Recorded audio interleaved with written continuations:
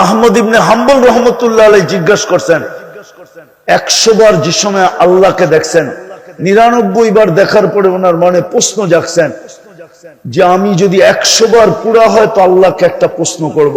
যেদিন 100 বার দেখছেন তো উনি প্রশ্ন করছেন, আল্লাহ আপনার সবচেয়ে বেশি নৈকট্য কোন জিনিস দ্বারা লাভ করা যায়, কাছে হওয়া যায়? তো বলছে আহমদ আল্লাযী খারাজা মিন্নি, আহমদ আমার কালাম। কিন্তু আফসোস আফসোস এই মজমায় কয়জন আছে যে ডেইলি কোরআন তেলাওয়াত করে? আপনি বলবেন আমি তো পারি না। আচ্ছা, আপনি পারেন না, আমার কোনো আপত্তি নাই, কিন্তু কয়জন আছে ডেইলি কোরআনটাকে একবার খুইলা একটু চোখ বুলায়? চোখ না বুলাইলেন এটাও বাদ দিলাম, ডেইলি কোরআনটাকে নিয়ে একবার চুমা দেয়। যুবকরা তো ডেইলি 100 বার চুমা দেয়। 100 বার কি চুমা দেয়? কোরআন শরীফ। ওটা ওরা জানে, আমি বললাম না, খালি ইশারা দিলাম। মোবাইলে টাচ করে খালি চুমা দেয়। জিজ্ঞেস করেন, আরে জিজ্ঞেস করেন। কিন্তু তো সারাদিনে একবার কোরআনের চুমা দেয় না। রাগ হয় না নারায়ণগঞ্জের মানুষ? আল্লাহ যদি আমাকে আধ্যাত্মিক শক্তি দিত তাহলে আমি এই মহল্লার কোরআনের কান্না দিয়ে শোনায় আপনাদেরকে পাগল বানায় দিতাম। কোরআন আমাদের ঘরে কাঁদতেছে, চিৎকার দিতেছে, চিৎকার। কোরআন আমাদেরকে বদদোয়া দিতেছে, বদদোয়া। বলেন রাগ হয়ে যাবেন?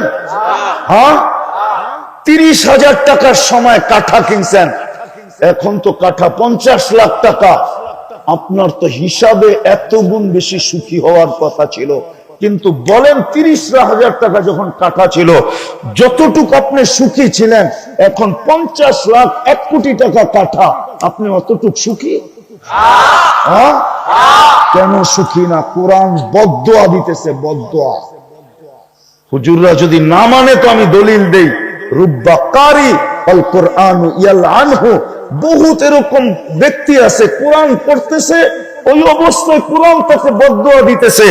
পড়া অবস্থায় যদি বদদোয়া দিতে পারে তো সারা বছর কোরআন একটা চুমা দেয় না, ছুঁয়া দেখে না, ওই কোরআন আপনাকে বদদোয়া দিবে না? তো দিবে না কেন? আর বলবেন কোরআন কি কাঁদে? কোরআন যদি না কাঁদে তাহলে খেজুর গাছ কাঁদলো কি করে? জিজ্ঞেস করেন, খেজুর গাছ কাঁদে না? যে খেজুর গাছে পিঠ লাগায় আল্লাহ রসুল খুতবা দিতেন, মেম্বরে পা রাখতে দেরি, খেজুর গাছ কাঁদতে দেরি করে নাই। খেজুর গাছ যদি চিৎকার দিতে পারে, কাঁদতে পারে, তো কোরআন কেন কাঁদবে না? কোরআন তো দিছিলেন আল্লাহর কাছে প্রিয় পাত্র হওয়ার জন্য, রসুলের কাছে প্রিয় পাত্র হওয়ার জন্য। চতুর্থ দেখাইতেছি, শেষ। আল্লাহ আমাদেরকে নিজের ঘর দিছিলেন, ঘর, মসজিদ। এটা আল্লাহর। কার ঘর? কার ঘর? আজ পর্যন্ত দিছেন আপনার ঘর কাউকে উঠে? আল্লাহ তো নিজের ঘর উঠে দিয়ে দিছে আমাদেরকে। কোন উম্মতকে তো দেয় নাই 1.25 লক্ষের ভিতরে, বন্ধুর উম্মতকে তো দিয়া দিছেন। মনে হয় এই কারণে দিছেন যে তোমাদের পরে কোনো উম্মত নাই, তোমাদের পরে কোনো উম্মত নাই, রাখবো তো রাখবো কার জন্য? আমার বন্ধুর পরেও তো কোনো নবী নাই, রাখবো তো রাখবো কার জন্য? ঘর দিয়া দিলাম। আর আল্লাহকে যদি জিজ্ঞাসা করি, ঘর দিয়া দিলেন, আপনি থাকেন কই? আল্লাহ তো কোরআন দিয়া বুঝায়, আনা মা কুম আইনা মা কুনতুম, আমি তো তোমাদের লগেই থাকি, ঘর দিয়ে কি করবো? বলেন আজকে ওই ঘর জুমা ছাড়া ভরে কয়দিন?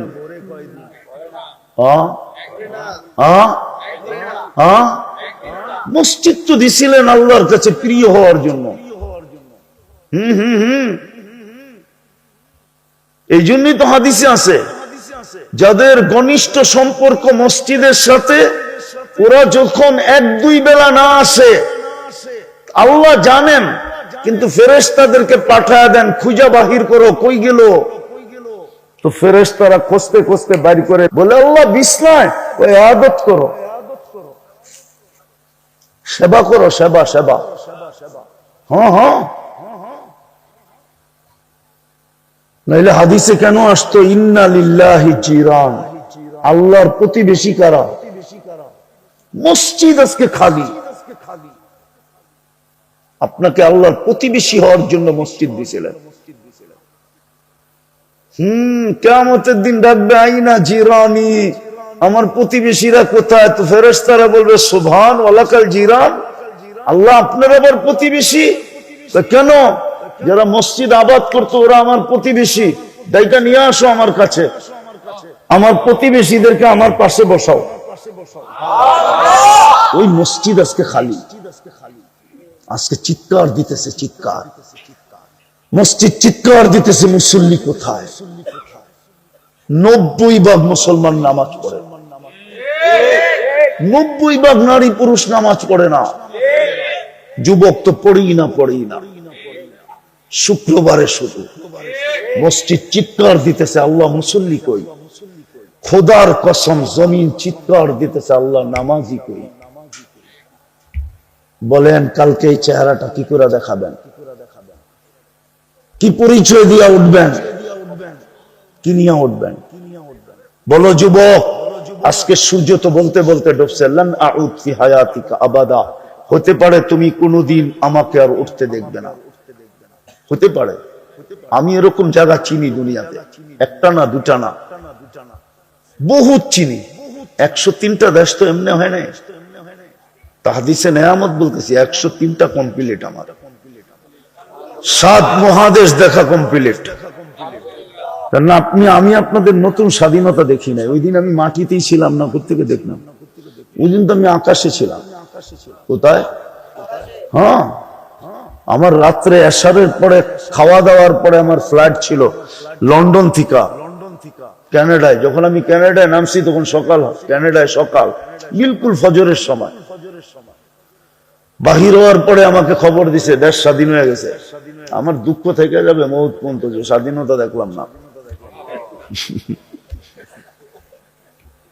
হ্যাঁ, দুনিয়ায় শত জায়গা আমার চোখে দেখা আছে, রাত তো রাত মাটির সাথে মিশায় দিয়েছে। আজকে সূর্য বলতে বলতে ডুবছে। এই জন্য মেরে দোস্ত, ফুল ফোটা ছাড়া আকর্ষণের পাত্র হয় না। মানুষ হইলে আল্লাহর কাছে, রসুলের কাছে আকর্ষণের পাত্র হয় না। নিজেকে ফুটাইতে হয়।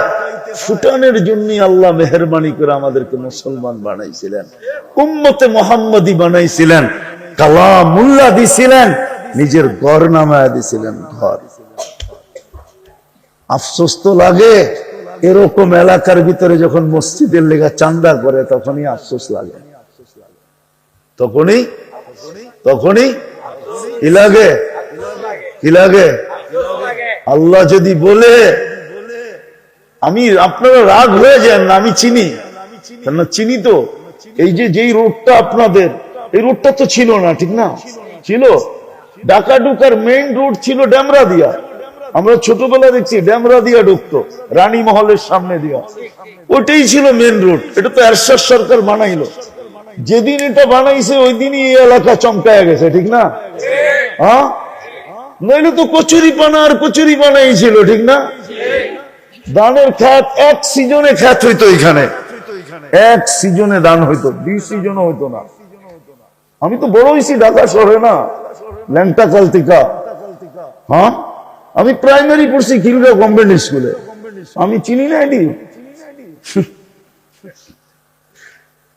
এই জন্য বলতেছি, আল্লাহ যদি বলে যে 30,000 টাকাটা আমি 1 কোটি বানায় দিলাম,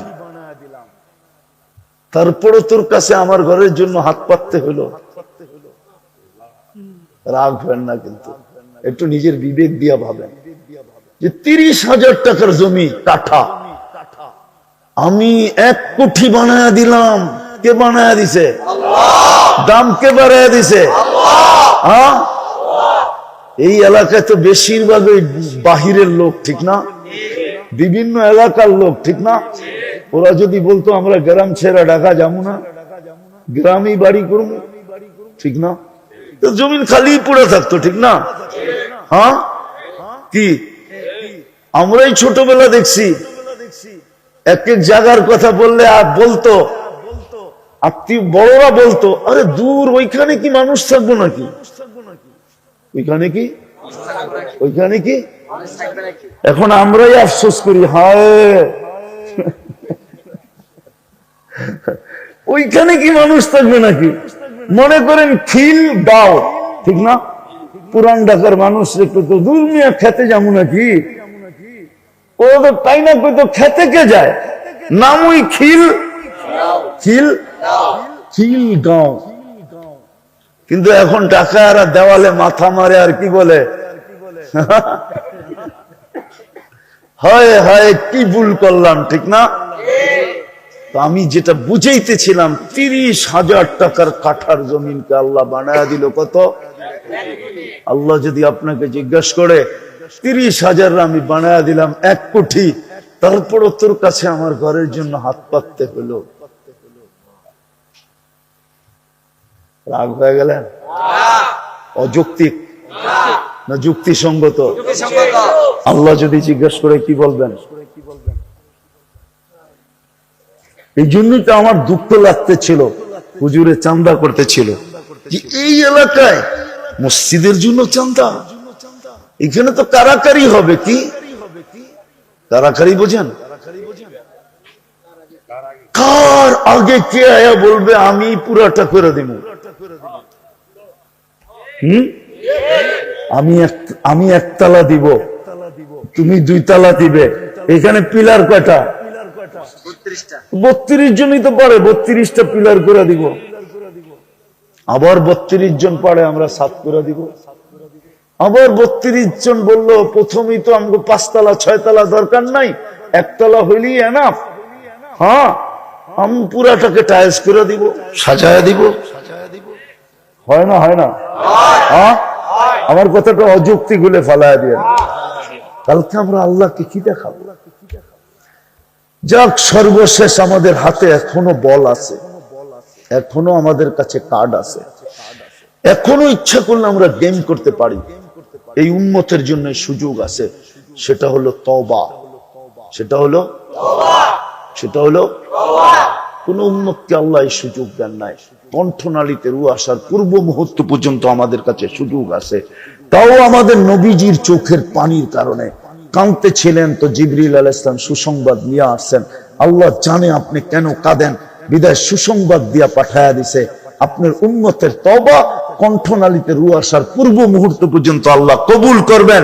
তো কান্নার ভিতরে হাইসা দিয়া বলছেন, ইদানিয়া জিবরিল, ইদানিয়া জিবরিল, ইদানিয়া জিবরিল। তাইলে জিবরিল আমার উম্মত বেঁচে যাবে।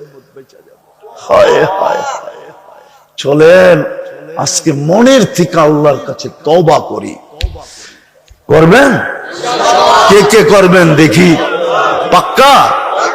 তাহলে বলেন, আল্লাহ অতীত থেকে তওবা করলাম। বাস এতটুক বলেন, আল্লাহ অতীত থেকে তওবা করলাম। নামান, আল্লাহ এখন প্রথম আকাশে, আল্লাহ এখন প্রথম আকাশে। কোথায়? ডাকতেছে, কে মাপ চাবি? আমি মাফ করে দিব। 3টা অভ্যাস করেন আজকের থেকে, পারবেন? ডেলি 2 বেলা তওবা করেন। ঘুমানোর সময় এই নিয়তে তওবা করেন যে শুইতে চললাম, উঠাইলে না উঠবো, না উঠাইলে তো চিরনিদ্রা। সকালবেলা উঠাই এই নিয়তে তওবা করেন যে আজকে সূর্য ডুবতে দেখতেও পারি, নাও দেখতে পারি। কত মানুষই তো সকালে সাইজা গাইজা গাড়ি নিয়ে অফিসের দিকে ছোটে, কিন্তু ঘন্টা 1.5 ঘন্টা 2 ঘন্টা 3 ঘন্টা পরে খবর আসে যে অপেক্ষা করো, লাশ আসতেছে। বিশেষ করে যুবকদের পায়ে হাত দিয়া বলবো, ডেলি 2 বেলা তওবা করো। সারাদিন কি করো না করো এটা আমার বিষয় না, কিন্তু 2 বেলা তওবা করো। দ্বিতীয়, আজকের থেকে ডেলি কোরআনটাকে নিয়ে একটা চুমা দেন। করেন না আপনি? চুমা দিয়া রাইখা দেন, মহব্বতে একটা চুমা দেন। পারবেন? হ্যাঁ, ওয়াদা যে এটা কোনোদিন মিস হবে না। আপনি দেখেন না কোরআন আপনাকে কি দেয়, দেখেন, শুধু চুমা দিয়া রাইখা দিবেন। এই উম্মতের সাথে তো আল্লাহর ইয়ারি ছিল, দোস্তি ছিল এতটুকু আল্লাহ জানতেন 90% উম্মত কোরআন পড়তে পারবে না, কিন্তু আল্লাহ সইতে, আল্লাহ মানতে ছিলেন না যে কোরআন পড়তে পারবে না, ঠিক আছে, কোরআনের খতমের ছোয়াব ছাড়া আমার কাছে চলে আসবে বন্ধুর উম্মত, এটা হয়তো হয় কি করে, যাদেরকে আমি এত ভালোবাসলাম, এটা হয়তো হয় কি করে। তখন আল্লাহ সূরা ইখলাস নাযিল করছেন, সবচেয়ে ছোট, সবচেয়ে সহজ। একবার পড়বে 10 পারা, দুইবার পড়বে 20 পারা, তিনবার পড়বে 30 পারা। কিন্তু আফসোস তো এখানে একজনও তো নাই ডেলি এই নিয়তে যে আজকে আমার আমল নামায় কোরআন পড়তে পারি না, তাতে কি আসে আর যায়, কোরআনের খতমের সওয়াব আজকে আমার আমল নামায় 1 খতমের সওয়াব লেখা হোক, এটা ভাইবা 3 বার সূরা ইখলাস পড়ে ডেলি, এরকম কজন এখানে পাওয়া যাবে? 2-4 জন পাওয়া, 2-4-10 জন পাওয়া যাবে। আগে বোঝেন, পড়ি আমি, কিন্তু উচিত ছিল 365 দিন পড়া, যাতে বৎসরের শেষে আমার আমল নামায় 365 খতম কোরআনের সওয়াব আসুক। এটা কিন্তু ভালোবাসার বিকাশ। এই জন্য আমি বলতেছি, আপনি পড়েন আর না পড়েন, একটা চুমা দেন, চুমা, নাইলে কোরআনের কান্না বন্ধ হবে না, কোরআনের কান্না বন্ধ হবে না, কোরআনের বদদোয়া বন্ধ হবে না। যার কারণে আমাদের ঘরে সব আছে, গাড়ি বাড়ি সব আছে, প্রসাধনী সব আছে, সুখের সমস্ত আসবাব আছে, কিন্তু তারপরও নিজের মাথায় নিজে পিস্তল রেখা গুলি করতেছে, না করে নাই? চিনেন আপনারে? আমার চেয়ে বেশি আপনারা চিনেন না। আমি চিনি ওর ছেলে অস্ট্রেলিয়ায় কোথায় থাকে, স্ত্রী কোথায় থাকে, মেয়ের জামাইকে কোথায় থাকে, আমি চিনি, বড় কাছের থেকে চিনতাম।